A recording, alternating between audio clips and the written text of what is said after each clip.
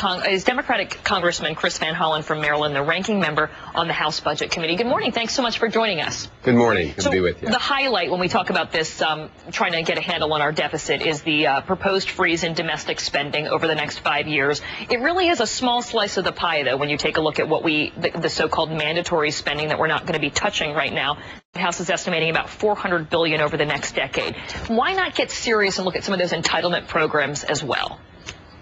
Well, look, the president focused on the two big issues that are on the minds of the American people. Number one, get the economy in full gear and get people back to work. And number two, as you said, act now to put the country on a long-term fiscally sustainable path.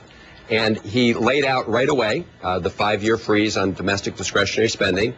And then he indicated that he wanted to sit down and work with our Republican colleagues to map out that longer-term deficit reduction plan.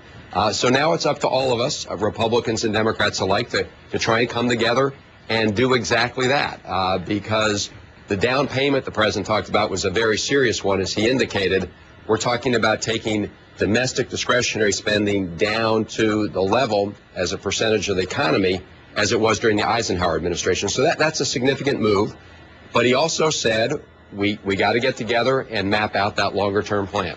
No, I understand what you're saying. It might be significant, but then some of the costs of things, the spending is really going to eat that up. The Congressional Budget Office, the former director, saying that Medicare and Social Security alone scheduled to rise by more than $100 billion every 2 years from here on out. So that savings that you guys get from that discretionary spending is pretty much gone. Well, there's no doubt that we have to work on the long-term issues that you mentioned. What I would say with that, in that respect, and we're going to have a hearing on this issue today in the Budget Committee, is that the health reform bill did actually begin to bend the cost curve in the out years. In other words, the rate of increase in medical costs is brought down by a number of the innovations and changes to medical delivery that were set forth in that bill. Now, we got to implement that as we go forward, and there's no doubt we have to do more, especially when it comes to the out-year spending, especially the health care spending that's being driven. But it's an important point, and the president mentioned it last night.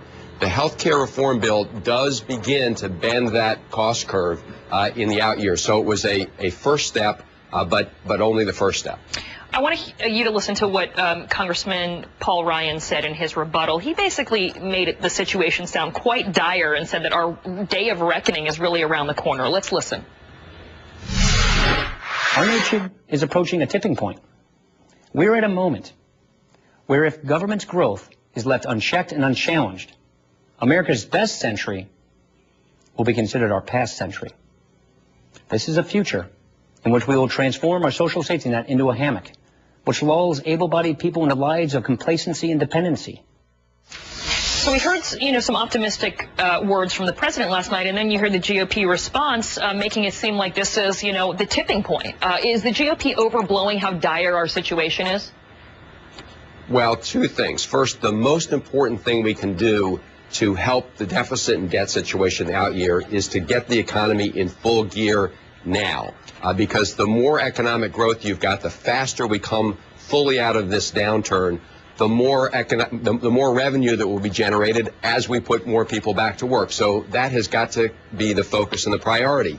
But it is also true, as the President's Deficit and Debt Reduction Commission said, that we have to act now to begin to put ourselves on that fiscally sustainable path. And that is why we hope to work together. Now, last night was important symbolically. Right. A lot of Democrats and Republicans working together. As the president indicated, the test will be whether we can now come together to solve these problems.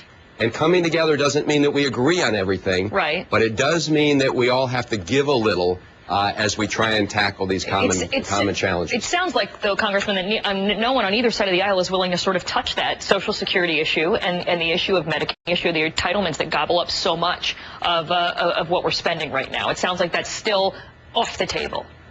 Well, certainly, I don't think we should do anything to threaten the integrity of the Medicare program or the Social Security program. I mean, millions of Americans depend on that for retirement security and health security. But in the 1980s, Tip O'Neill, the then Speaker of the House, got together with then President Reagan, and they made some changes that helped sustain those programs going forward. And so That's the kind of model I think we can look to for coming together, and everybody had to give a little bit in that process. All right. Well, it's great to talk to you this morning, Congressman Chris Van Hollen from Maryland. Thanks so much. Good to be